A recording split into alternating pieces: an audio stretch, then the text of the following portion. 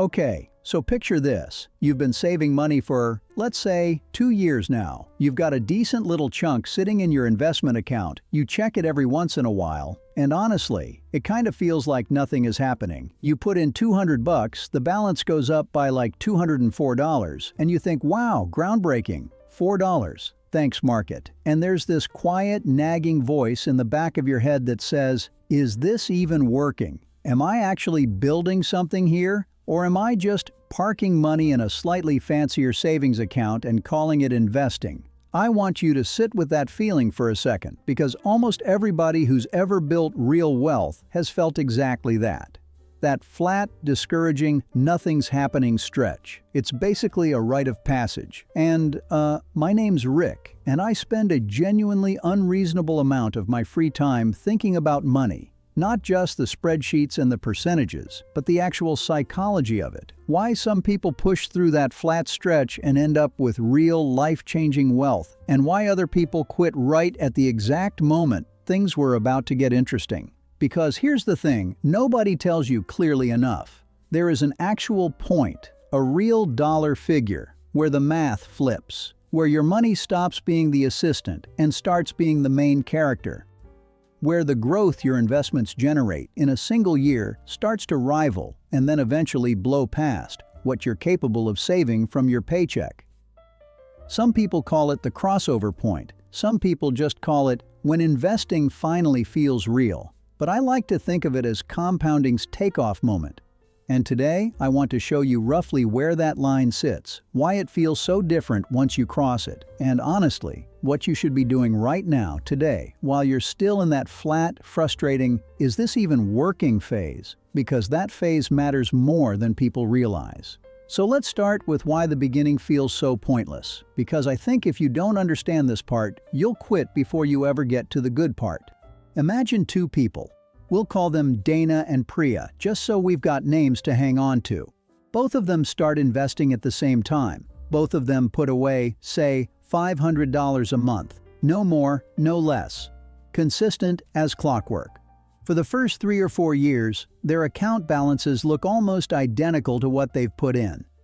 There's a little bit of growth on top, sure, but it's subtle. It's the kind of growth you'd miss if you weren't looking closely. A rounding error, basically, next to the raw dollars they're contributing with their own two hands. And this is exactly where most people's motivation collapses. Because when you're contributing $500 a month and your portfolio grows by, $30 that month, your brain does this instant brutal calculation. My job is doing basically all the work here. The market is contributing almost nothing. Why bother? Here's the metaphor I keep coming back to, and it's not a perfect one, but it helps. Think about pushing a stalled car. In the first few seconds, you're putting in an enormous amount of effort for what feels like zero movement. The car is heavy, momentum is basically non-existent, and if you stopped pushing right then, it would just sit there, dead still, like you never touched it. But you keep pushing, and slowly, and I mean slowly at first, the car starts to roll, and then something shifts. The same amount of effort from you starts producing more movement, not because you're pushing harder, but because the car itself now has momentum working with you instead of against you. Your money is the car. Your contributions are you pushing. And in the early years, you are doing basically 100% of the work. The growth is real, but it's small in absolute dollar terms because, well, a percentage of a small number is a small number. That's just arithmetic. There's no way around it. The takeaway here, and I want you to actually let this land, is that the flat years aren't proof that investing doesn't work. They're proof that you're early. Two very different things. And the action item, the thing to actually do with this, is to resist the urge to judge your progress by month-to-month growth in those first several years. Judge it by consistency instead. Are you still pushing the car? That's the only metric that matters right now. Alright, let's get into the actual mechanics for a second, because I think a simple mental model here goes a long way, and you don't need to be a math person for this, I promise. There's this old shortcut called the Rule of 72. You might have heard of it. Basically, you take 72 and divide it by your annual growth rate, and that tells you roughly how many years it takes for your money to double.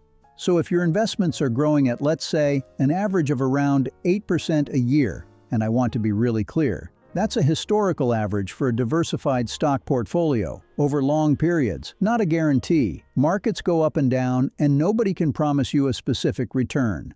But if we use 8% as a rough long-term reference point, 72 divided by 8 is 9. So roughly 9 years to double. Here's why that matters for our takeoff point conversation.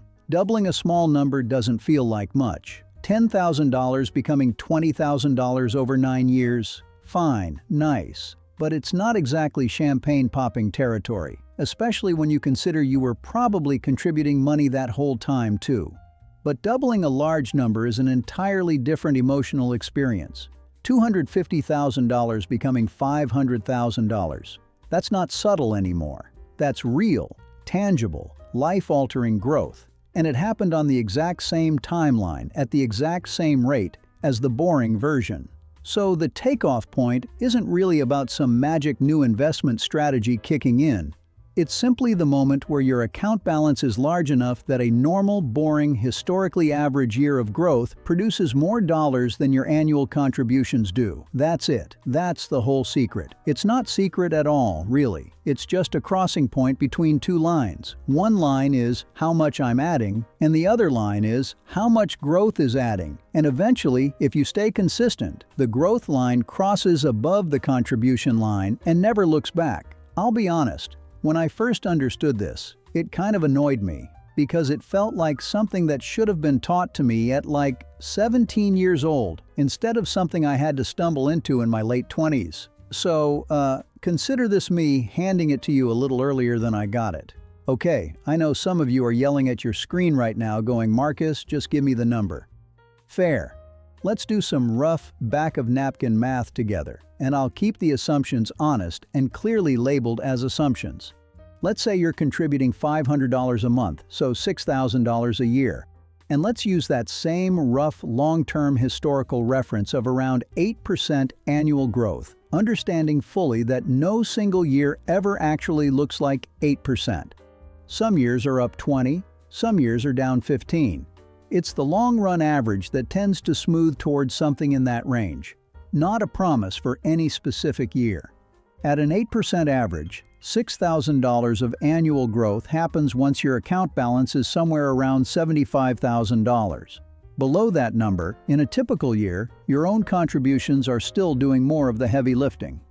Above that number, the market's average contribution starts to outweigh your own, and if you're contributing more than $500 a month, say you're up around $1,000 a month, $12,000 a year, that crossover point roughly doubles too, landing somewhere around $150,000.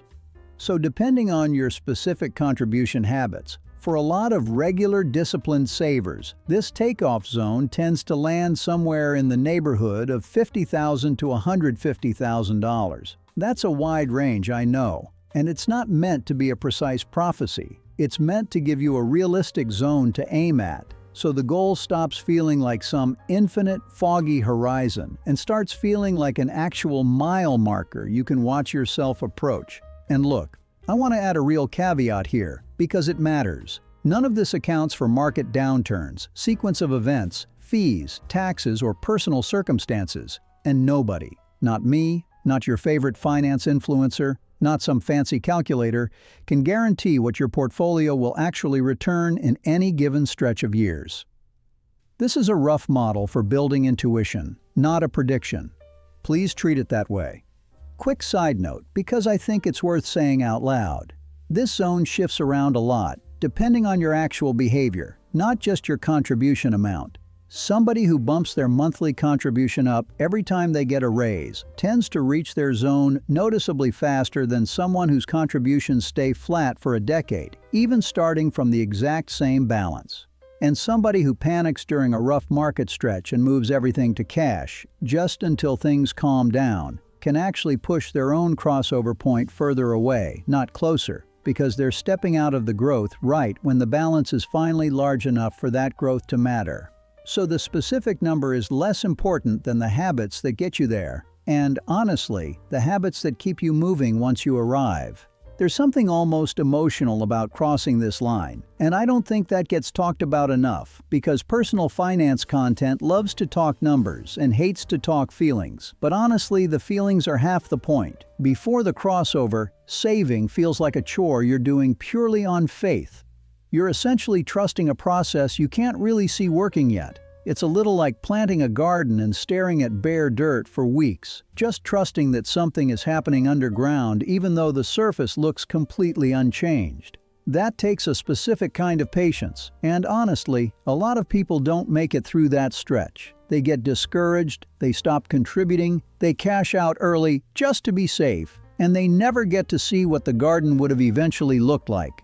But after the crossover, and this really does feel different, people describe it almost universally the same way. There's this shift where you start to feel like your money has a job, and it's actually clocking in. You watch your account go up on a bad month for your paycheck and think, okay, that's interesting. The market just did more for me this month than my job did. And that little moment, that specific realization, is genuinely one of the more quietly life-changing thoughts a person can have about their finances. It's not arrogance. It's not, I don't need to work anymore. It's just this dawning sense that you've built a second silent contributor to your life that never calls in sick, never asks for a raise, and never takes a vacation day. I think the reason this hits so hard emotionally is because most of us grew up believing money only comes from effort.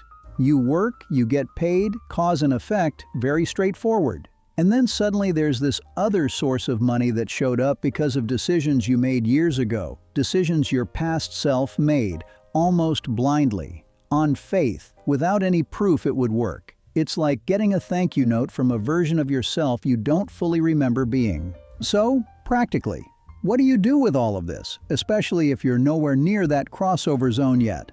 First, and I cannot stress this enough, consistency beats intensity in the early years. A steady $500 a month, contributed without fail, without panic selling during downturns, without pausing every time the news gets scary, will almost always outperform someone who invests aggressively for 6 months, gets spooked, stops for a year, jumps back in, stops again. The slow car needs continuous pushing, remember? Stopping halfway through resets basically everything. Second, front-load what you can, when you can. Because of how compounding works, contributions made earlier have more years to grow than contributions made later. So $1 you invest at 25 is doing meaningfully more long-term work than $1 you invest at 35, even though it's, the exact same dollar. If you've got a little extra right now, a bonus, a tax refund, whatever, putting it to work sooner rather than later isn't just a nice idea. It's mathematically one of the more impactful things you can do. Third, and this one's boring, but it matters, protect the downside during the flat years especially. Avoid high-fee products that quietly eat your returns. Avoid withdrawing early just because the balance finally looks big enough to treat yourself. And generally avoid trying to time the market based on headlines. The single biggest threat to reaching your personal takeoff point usually isn't a bad year in the market. Markets recover, historically they always have, though again, no guarantees. The biggest threat is behavior. It's stopping, it's pulling out at the bottom, it's abandoning the plan right as the car was finally starting to roll. And fourth, track your progress toward the zone, not toward some arbitrary retirement number that feels a million miles away. Watching your account creep toward that 50 to 150,000 range, whatever the specific figure looks like for your own contribution habits, gives you a milestone that's close enough to feel real and motivating, instead of some distant, abstract goal that's easy to give up on. One more small thing, and it's almost embarrassingly simple, but automate the whole process if you possibly can. Set up the contribution to leave your account automatically on payday before you ever get a chance to look at it and rationalize spending it on something else. I say this because the flat years are exactly when willpower is weakest. There's no visible reward yet, no dopamine hit from watching a chart climb, just faith and repetition. Automating removes the willpower requirement almost entirely. You're not deciding to push the car every single month, you're just already pushing it because the decision was made once. a long time ago, and it just keeps happening in the background, whether you're feeling motivated that particular week or not. Here's what I think is the most underrated part of this whole conversation. Crossing the takeoff point doesn't mean you get to stop contributing. A lot of people hear, "The market's doing more work than me now," and think that means they can ease off the gas. That's actually backwards. Once you're past that line, your own contributions and the market's growth start working together, compounding on top of each other, and that combination is where the truly dramatic wealth-building years happen. Slowing down right when the engine finally catches is, honestly, one of the more quietly tragic mistakes I see people make. Think about it like this. Once that car is rolling smoothly, that's not the moment to stop pushing. That's the moment your pushing finally starts producing way more distance per unit of effort than it ever did before. Same push, way more payoff. Why on earth would you stop right then? So, here's what I want you to walk away with. That flat, frustrating stretch you might be in right now, where your contributions seem to dwarf whatever tiny bit of growth shows up in your account. That's not evidence that this isn't working.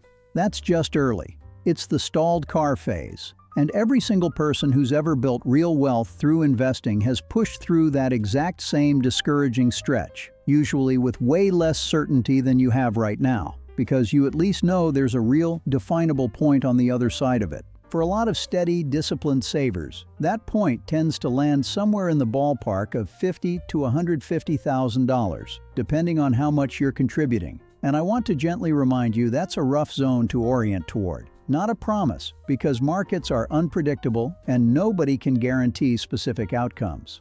But having a realistic zone to aim for changes everything about how the waiting feels. It turns blind faith into informed patience. And honestly, that's kind of the whole game with money, isn't it? It's not about finding some secret formula or some perfect ticker or some clever trick nobody else knows. It's about understanding the actual mechanics well enough that you can keep showing up, keep pushing that car. Even during the months it feels like absolutely nothing is happening, because something is happening. It's just quiet, it's just underground. And one day, without any single dramatic moment marking the change, you're going to look at your account and realize the growth outpaced your paycheck last month, and something in you is going to shift. So keep pushing. Keep contributing, protect the downside, be patient with the process, and trust that the flat years are simply the price of admission for the years that come after them. You're closer to that line than you think.